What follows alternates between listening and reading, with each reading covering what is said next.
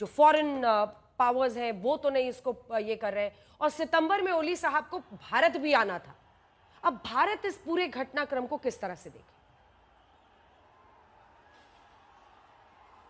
भारत चिंता में होगा और भारत बहुत ही बारीकी से हमेशा ही नेपाल को देखता आया है। आज भी उतना ही बारीकी से देख रहा है हमारा विदेश मंत्रालय, इतने तो मुझे जानकारी है पक्की।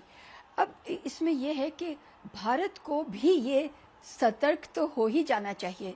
देखिए, हमारी जो 1950 की ट्रीटी है, 75 साल हो गए, हमारे बॉर्डर्स पोरस हैं, यानी कि नेपाल के जो नागरिक हैं भारत आ सकते हैं, भारत के नागरिक नेपाल जा सकते हैं, कोई रोक टोक नहीं है। अब सिर्फ शायद आपको अपना आधार कार्ड दिखाना पड़ता है, पहले तो वो भी नहीं था। मेरा आपसे कहना यह है कि और बाकी रोटी बेटी का रिश्ता है ही, आप जानते हैं। तो जब ये रिश्ते हैं तो क्यों नहीं ये चिंगारी फैल सकती है। कोई बहुत ज़्यादा अंतर तो नहीं है जो कि बॉर्डर के लोग हैं या उसके आगे के।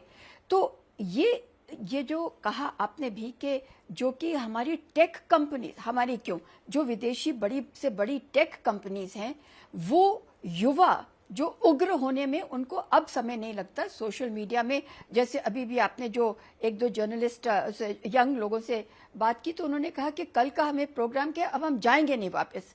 मैं आपको दावे के साथ कह देती हूँ कि वो जाएंगे वापस, क्योंकि वहाँ पे नेपाल में एक बहुत ही बढ़िया चीज़ होती है, वो है छल फल, यानी कि बातचीत कभी ना कभी शुरू होगी और उनकी छल फल बहुत ही लंबी चलती है।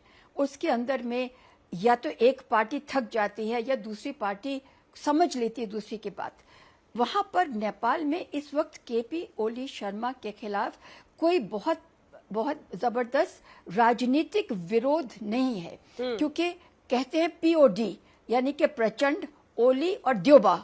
पीओडी ये पर्दे के पीछे मिले हुए हैं या इनकी साठगांठ है, दोस्तियां हैं। तो ये तो तीन पार्टीज को बिलोंग करते हैं। तो ये लगता है कि जबकि राजनीतिक विरोध नहीं है तो आप ये समझ लीजिए कि केपी शर्मा ओली को पॉलिटिकली कोई इतना बड़ा भारी खतरा मुझे तो नजर नहीं आता।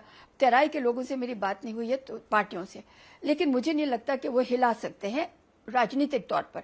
जहां तक ये रहे जेन जी, देखिए कितनी आयरनी है इसमें कि नाम भी उन्होंने टेक कंपनियों से ही लिया अपना, जेन जी। ये क्या, ये कहाँ का मजाक है? ये नेपाल के बच्चे हैं, ये नेपाल के युवा हैं। नेपाल में इस वक्त 25% उनका जीडीपी, ग्रोस डोमेस्टिक प्रोडक्ट जो है वो रेमिटेंस से आ रहा है। यानी कि बाहर में जो नेपाली